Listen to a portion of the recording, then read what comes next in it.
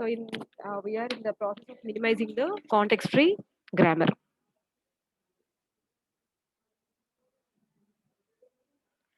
So we are in the process of minimizing context-free grammar. So for that, we have three ways to minimize that. Three steps to minimize that actually. So first of all, first one is removal of useless symbols, and next elimination of epsilon productions and removal of unit productions. In yesterday's class, we have seen about removal of useless symbols. So here we need to go through two steps. The first one is for removal of useless symbols. First, we need to check whether it is whether there are. First, we need to identify the useless symbols, and after that, we need to directly remove the useless symbols. So, to identify the useless symbols, we need to go through two steps. What are those two steps in the sense? First, we need to eliminate, or we need to first identify the non-generating symbols, and after that, we need to eliminate them. First, we need to identify the non-generating symbols. Non-generating symbol in the sense any symbol. Symbol in the sense it is in this context, symbol is nothing but a variable. So any variable which is not going to generate terminals, so that is a non-generating symbol. So every variable should generate the terminal. Either directly or indirectly, every variable should generate the terminal. Otherwise, it should be identified and eliminated because it is a useless symbol. And similarly, the second step is eliminate non-reachable symbols. So here, what is meant by non-reachable means every symbol in the sense variable. Every variable should be reachable from the start state.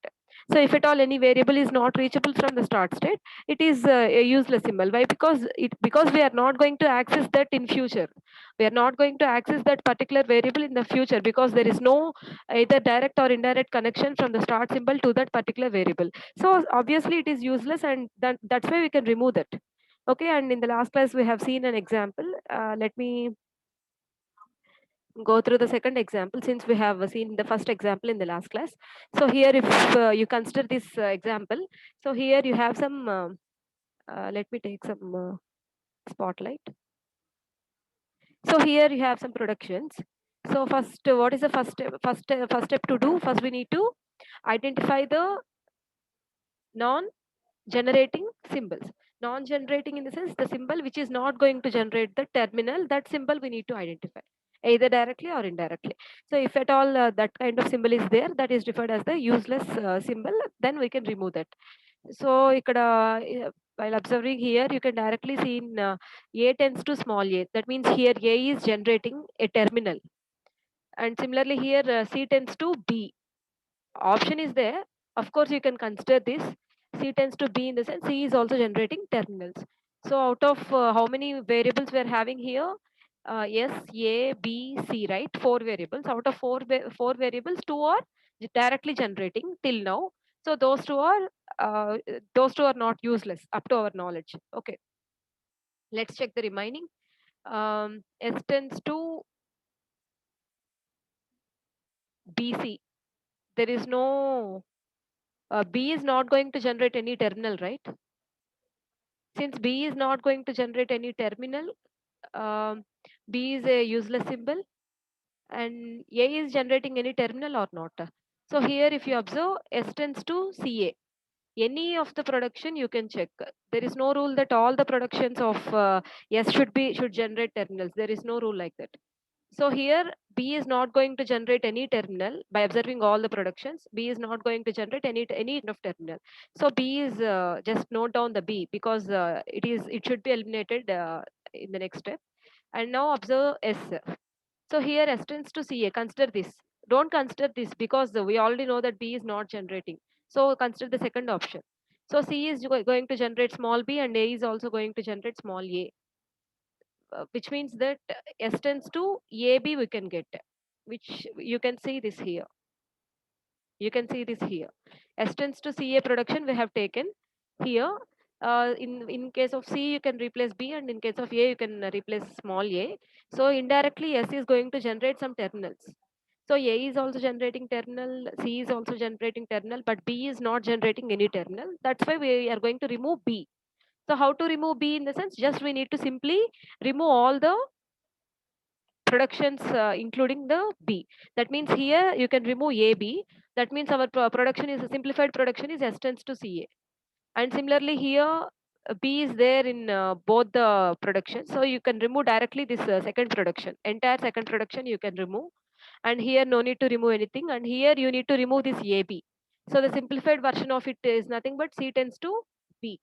So like this, in the first step itself, we have identified one what is that? Useless symbol, and we have eliminated that. So after removing B, we got this simplified productions. So on top of this simplified productions, that means by using these simplified productions, we are going to enter into the second step. What is the second step? Eliminate non-reachable symbols. Eliminate non-reachable symbols. So, what is meant by non-reachability? Non-reachability in the sense any symbol which is not going to reachable from the start state. So, as you see here, from S we can reach directly C and A. So we are only left with three variables here, right? S, C, and A. So we are only left with three variables, and out of three, one is the start symbol. So remaining two are reachable from the start symbol. So there is no useless symbol at this step, right? So we have done with the problem. Here, look here. So finally, since the variables A and C are reachable from the start symbol, we can include them in the productions. Therefore, the simplified grammar is as above. పైన ఏదైతే రాసామో అదే ఇక్కడ కూడా రాసేస్తున్నాం. So this is all about the what this is all about removal of useless symbols.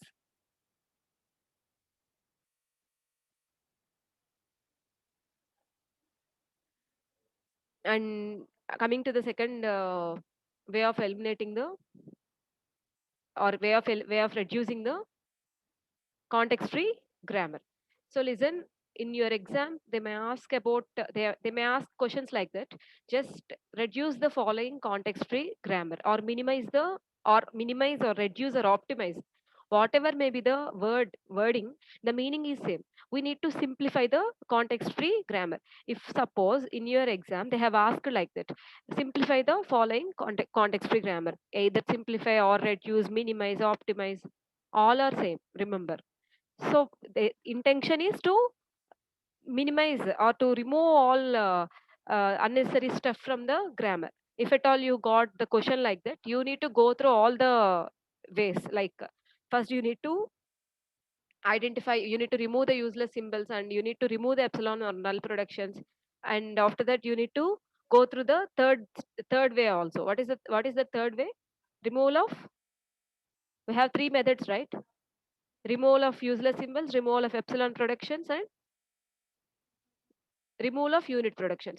So you need to go through, you need to apply these three steps one by one on the given grammar, and finally you need to present the simplified grammar. For suppose in your exam you got a question like that, from the following grammar remove epsilon productions. Then no need to go for steps 1 and 3. You can directly remove epsilon. Of course, for some steps there is a condition that to remove the epsilon productions, we should remove the useless symbols. If suppose internally there is a condition like that in a specific method, we need to go through that. If suppose they are specifically asking from the given grammar, remove the useless symbols, you can just simply remove the useless symbols, because they are mentioning that remove the useless symbols only. So you can do that. Of course, if you want to do, you can remove all the unnecessary stuff. No issues. But if at all they are asking to do only one method, you can do that. Generally they are not going to ask like that. Generally they are asking like simplify the following CFG like that. So in that case you need to go through all the three methods one by one, and that means you are going to simplify the grammar in any manner, in all the perspectives, in all the directions. You are going to simplify the grammar. That is what they usually ask in the exams. So here we are in the second method, removal of epsilon productions. First of all, what is meant by epsilon productions? Ma, let me know, is my speed is okay, or you want a little slow or little fast? Because this is a revision, no need to explain everything in depth. So I'm going to briefing everything so that these videos are also helpful for you while preparing for the exams. These revision videos are also very helpful for you. So is my speed is okay, or you want me to reduce the speed or what?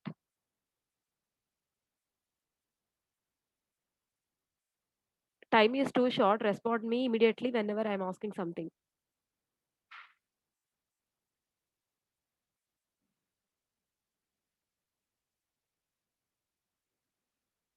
Yeah.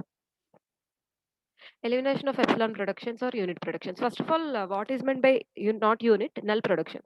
First of all, what is meant by epsilon productions or null productions?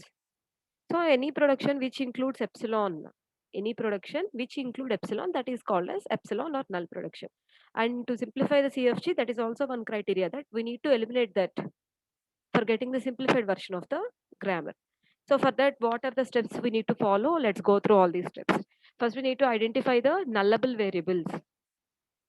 First, we need to identify the nullable variables, and all nullable variables are represented with the V suffix small n, capital V suffix small n. This is the representation, and we need to identify all the nullable variables. What is meant by nullable variable? So, nullable variables are variables which produce null productions, either directly or indirectly. So, any variable which is going to produce null productions, either directly, indirectly, or that variable can be added to the list of nullable variables. So let us see how to identify that variables, all those things. And what is the second step? So in the first step, we are going to identify, just we are going to identify the nullable variables. Like in the previous method, in the first we need to identify the useless symbols, and after that we need to remove that. Similarly here also, first we need to identify the nullable variables, and after that, what is the second step? Update the productions. P for productions here. P for productions. So update the productions with new productions which are obtained by replacing the nullable variables with the epsilon. So what is meant by nullable variable? The variable which produces epsilon is a nullable variable. So how to reduce that? How to reduce the epsilon productions? How to eliminate the epsilon productions in the sense? In the second step, we need to replace the nullable variables with epsilon, and with that process we are going to update the productions. So let us see one example, then you can get the idea about that. And after that, finally, after replacing nullable variables with epsilon, finally you can remove the epsilon productions. So let me go through some example. Here the example is eliminate epsilon or null productions from the following grammar, and a grammar is given here. So for as a part of first step, first we need to identify all nullable variables. First we need to identify all nullable variables. So here, as you observe, what are all the productions we are having? Some S tends to AS slash AB. So remember one thing, while writing your exam, first you need to write down the entire grammar here before directly entering into the solution. First, the given CFG is so and so. So like that, you need to first mention the grammar. Okay. So that is a good practice always. So S tends to AS, and while noting down the grammar as it is, please pay attention there. So instead of A, you may write B here like that. Some mistakes may happen. Okay.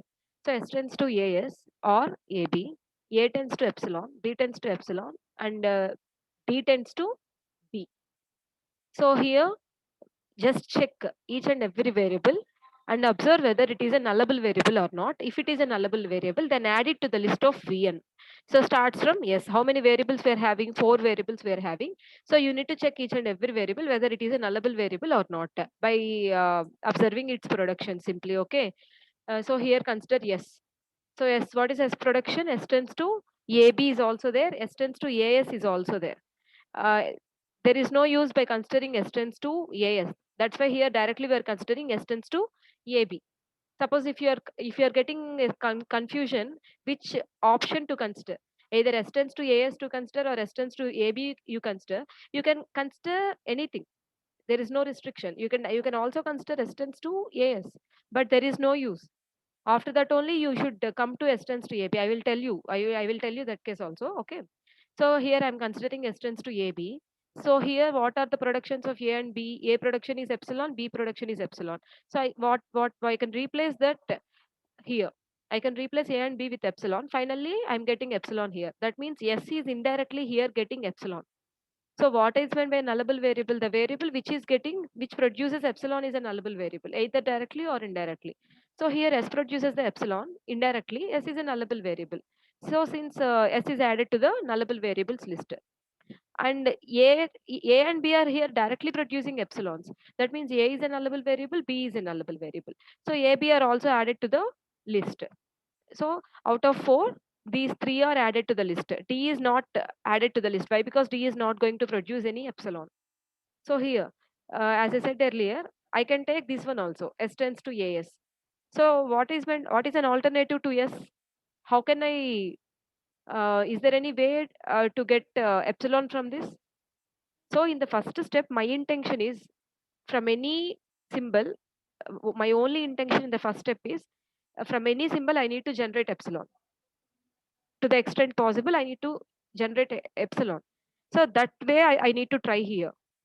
So here I can't generate epsilon. It seems to be an infinite loop. Here I can't generate epsilon. So here with this I can generate epsilon. That's why I need to consider this. So here for A and B directly they are generating epsilons. And for D, there is no way to generate the epsilon. So I can leave it. If at all there is no way to generate epsilon, I can leave it as it is. So in the first step, we have identified three variables as the nullable variables. So that is the first step. So what is the second step? After identifying the nullable variables, what is the second step here? We have seen after identifying the nullable variables, we need to update the productions. How to update all the productions? That means uh, we need to replace the nullable variables with epsilon. Is it right to replace them? Yes, it is right. Why? Because since they are producing epsilons, nullable variables are producing epsilons. So instead of that variable, you can write epsilon also, right? There is a way because they are directly producing or indirectly producing epsilon, which means that you can replace epsilon instead of S. Here you can replace epsilon instead of A. Here you can replace epsilon instead of B. So this is legal. This is agreed. So we are replacing epsilon instead of that nullable variables, and with that we can produce the new productions. So how to do that? So here I'm considering S tends to AS. So instead of S, I can place epsilon here, right? Because S tends to epsilon is a production. We have already proved that in the step one. So instead of S, I can replace epsilon. So what is a new production here? I am getting S tends to A. So whenever you are generating a new production, just mark it as in a square or rectangular box for the easy identification.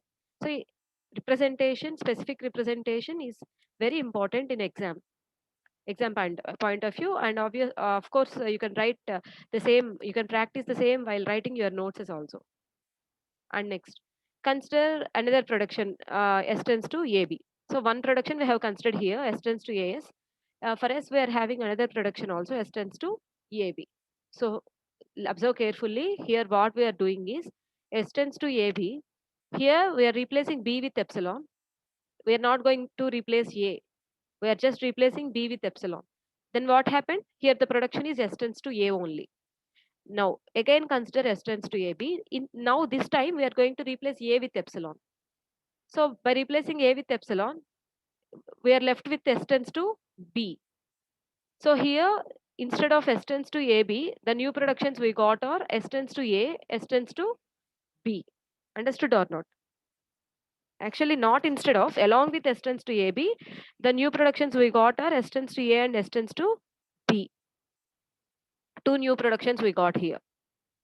So here the new grammar, overall new grammar is S tends to AS, since S tends to AS is there initially, and here the new production is S tends to A, so A is there, and S tends to AB is there initially, and here the new productions are S tends to A, S tends to B, AB.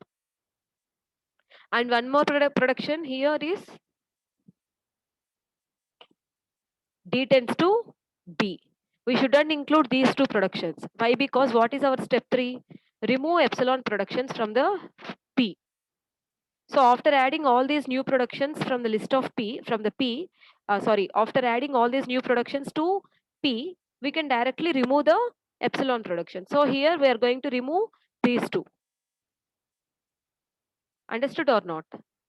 Or let me go through the next problem. You can get more clear about this. So here what we are doing is first we need to identify all nullable variables. So for identifying the all nullable variables, what our intention is to consider each and every variable, and we need to generate epsilon from that variable. That is only our intention. That is only our aim. We need to generate the epsilon from that from every variable. So which are variables that are generating indirectly or directly the epsilon, all those are added to the list of Vn. So if a variable is not going to generate epsilon, then leave that. No problem, no issue with that. So like that, in the first step, we have identified all nullable variables, and in the second step, what we are doing is we are going to replace. Since we have already proven that all the nullable variables produces epsilon, so we can replace all nullable variables with epsilon. So in the second step, we are going to generate new productions. How to generate the new productions? So by replacing the epsilon with in place of nullable variables, one by one, we are going to generate the new productions, and finally we are going to add these new productions to the existing productions, and after that, by adding that, we can directly remove the epsilon productions. So that is the thing. So finally, we can remove epsilon productions from this. Here we have a tends to epsilon, b tends to epsilon also initially. So in step 3, we can remove the epsilon productions, then you can remove these two, and we are only left with these productions. So this is all about the removal of epsilon or null productions. You can you want me to explain a second problem, or this third problem? Yeah, two examples are there. Which example you want? I will go through that. Here another example is also there. One more example here. Which example you want? I can. Here is also another example.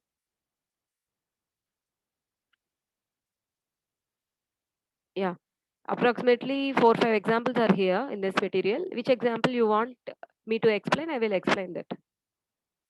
Anybody? You have your material, right? Just go through the material, and which example you want, I will explain that. If you don't want any another example, I can directly move to the next way of removal of CFG. Make it fast.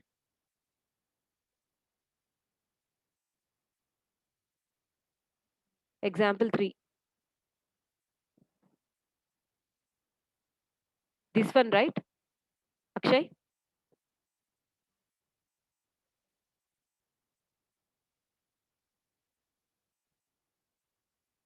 Yeah. So here we have another example. They have given some grammar, and we need to remove the epsilon productions. Same story. So first step, as a part of first step, we need to identify the nullable variables. So here we have only one variable. So just identify whether it is a nullable variable or not. So here, by going through the grammar itself, it is directly producing epsilon. So it is nullable variable because it is directly producing the epsilon. It is nullable variable. There is no other variable to check. So here in the list of Vn, we have only one variable, that is yes. What is meant by, what is step 2 here? So we need to replace the nullable variables with epsilon, and we need to produce the new productions. So consider each and every production of S. First consider S tends to 0s, and after that you can consider S tends to 1s. So here I'm considering S tends to 0s, and this is a nullable variable. Replace this with epsilon. So by placing epsilon, you get S tends to 0 only, because here S tends to epsilon. So here the new production is S tends to 0, and after that consider the second production, that is S tends to 1s. So here also, since S tends to epsilon is there, so you can replace epsilon in place of S. So we are getting here S tends to 1. So the new productions are S tends to 0 and S tends to 1. So the reduced grammar here is, so in the reduced grammar, we can add existing productions along with the new productions, and we can remove the epsilon productions. So here I have shown step 2 and step 3 here itself. So in your exams, you should write another step and you should remove the epsilon productions there. So here the reduced grammar is S tends to 0s, S tends to 1s. Along with that, we are having S tends to 0 and S tends to 1. You shouldn't include epsilon. So the grammar is S tends to 0s, 1s, 0 and 1. Actually, here you can write epsilon also, and in step 3, you can write like that. Remove epsilon productions, and after that you will get this reduced grammar. So here I'm writing the whole thing in 2 steps, but in exams you should mention the third step also.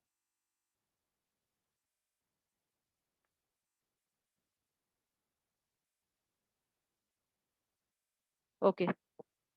So I'm going to enter into the next topic. So go through these examples. If at all you are not, you have getting any doubts with these examples, ask me in the next class.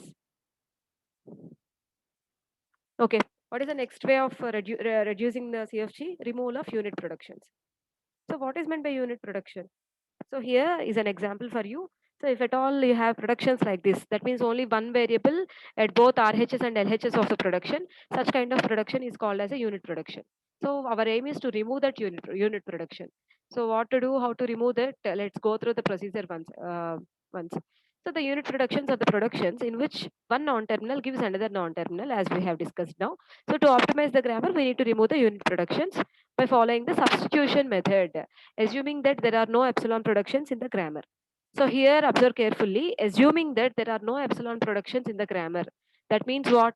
If at all you have two, if at all for a given grammar, they are asking you to reduce only the unit productions, to remove only the unit productions from the grammar, you have to make sure that there should be no epsilon productions in the grammar.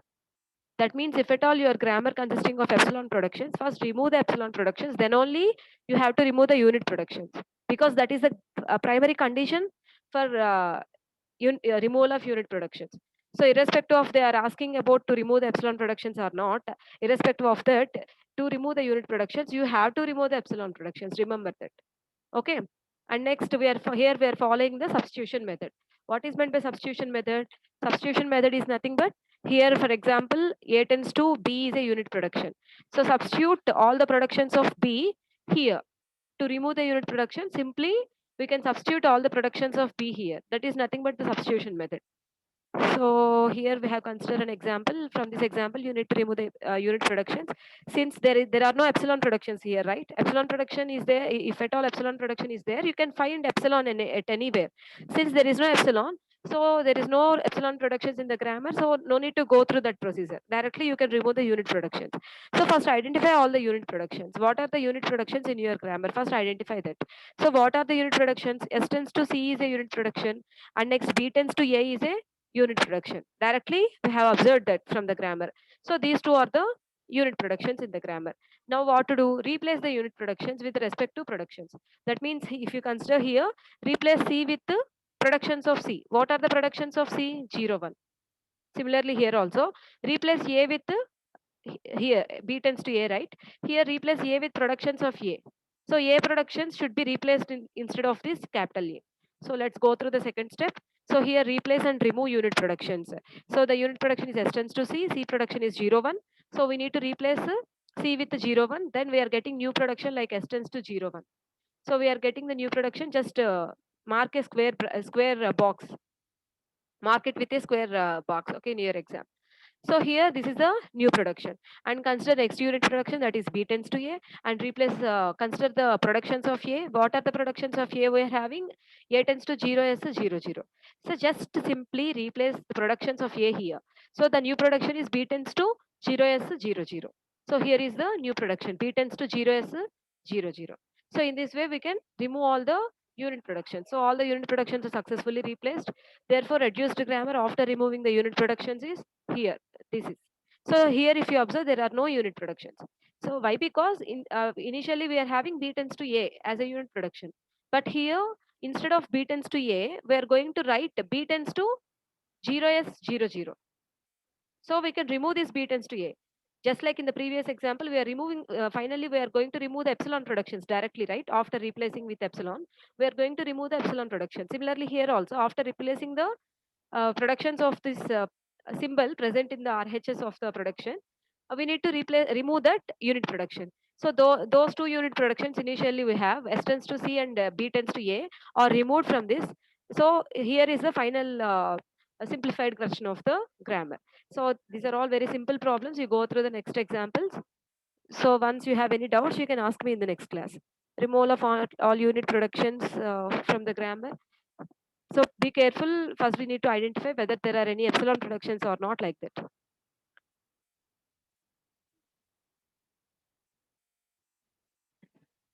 Okay. So we are going to enter into the normal form. Still now, anybody having any doubts, please let me know. I will. So now I'm entering into the next topic, normal forms. First of all, what is meant by normal form and what is the need of the normal form? So here, a grammar is, what is meant by normal form in the sense, it is a kind of giving a special structure to the grammar. It is a way of giving special structure to the grammar. Structure in the sense a proper format or template like that. So certain advantages are there, of course, for generating the normal forms from the grammar. So a grammar is in a normal form if its production rules have a special structure. That means it imposes restriction on the RHS of the productions. Generally, normal forms imposes restrictions on the RHS because there is no need to restrict any restriction on LHS because at the LHS side of the production, we are only having single variable. There is no need to impose any restriction. We are only having the single variable on the LHS of the grammar. So what restriction we have, that restriction is should be imposed on the RHS of the grammar, depends upon the type of the normal form we have. So it is typically easier to work with the context free language if the given context free grammar is in the normal form. So if at all the grammar is in the normal form, it is easy, it is convenient to work with it.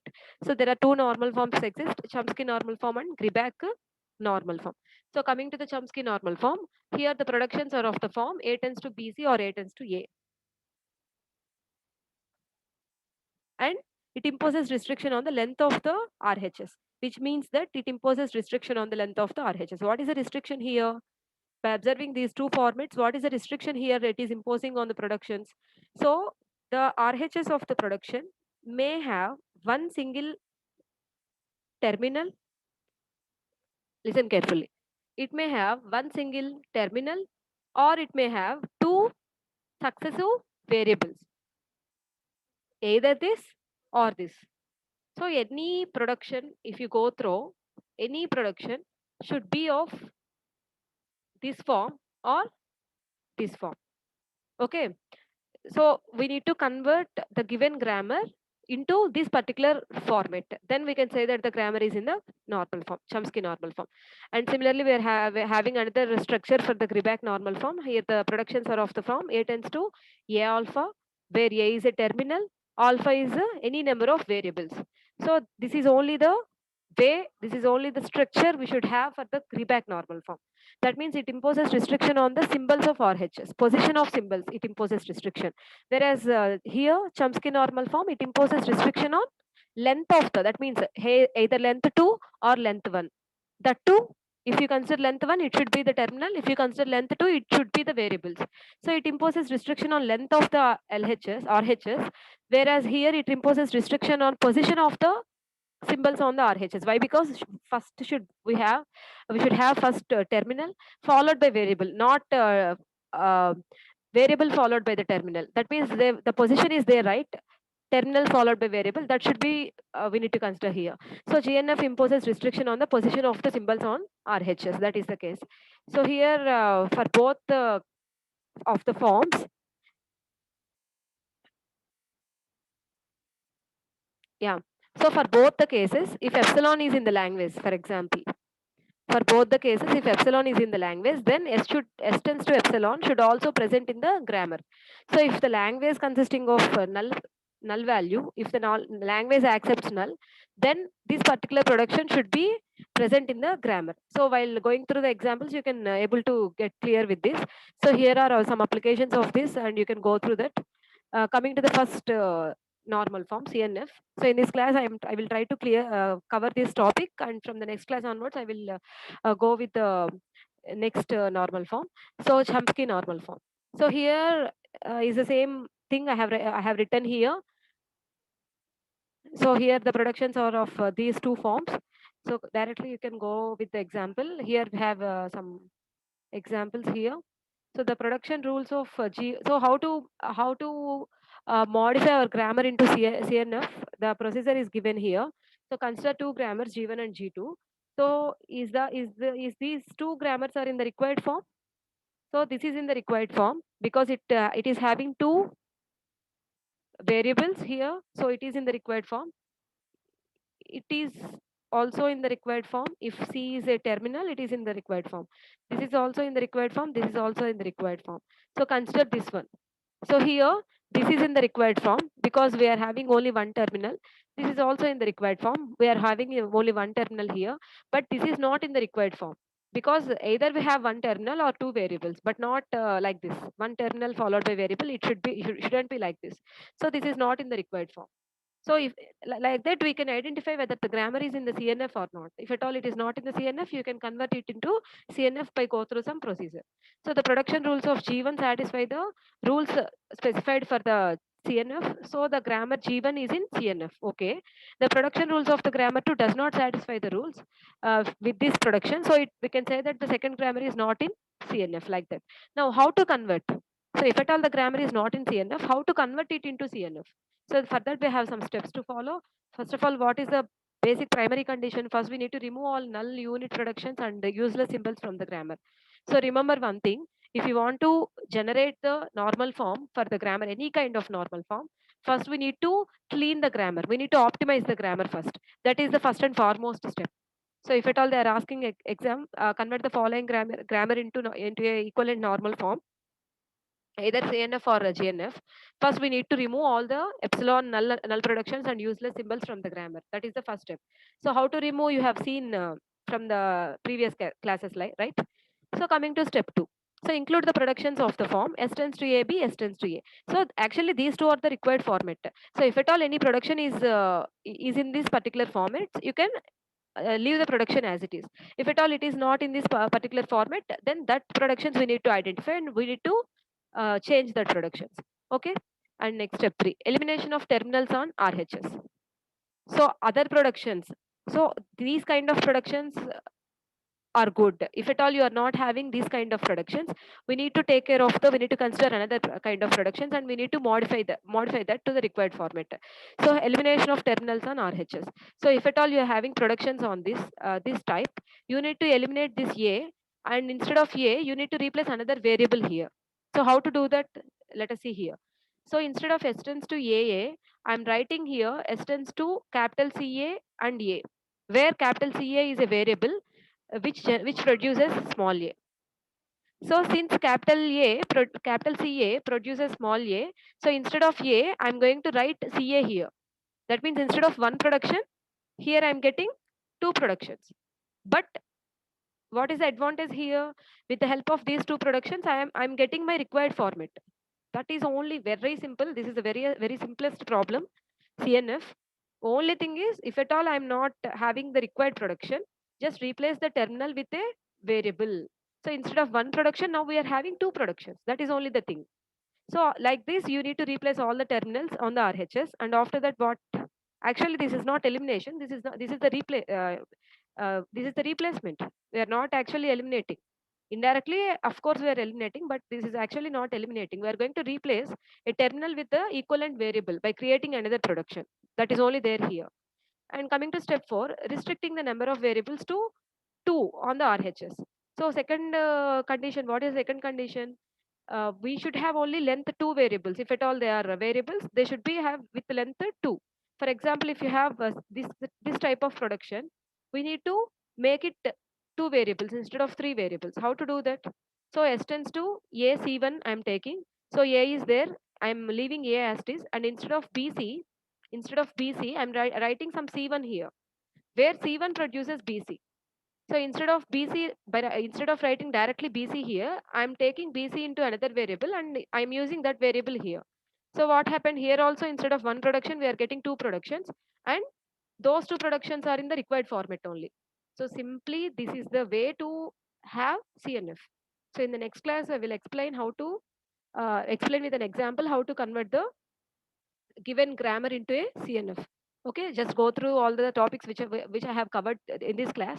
And if at all you're having any doubts, you please ask me in the next class.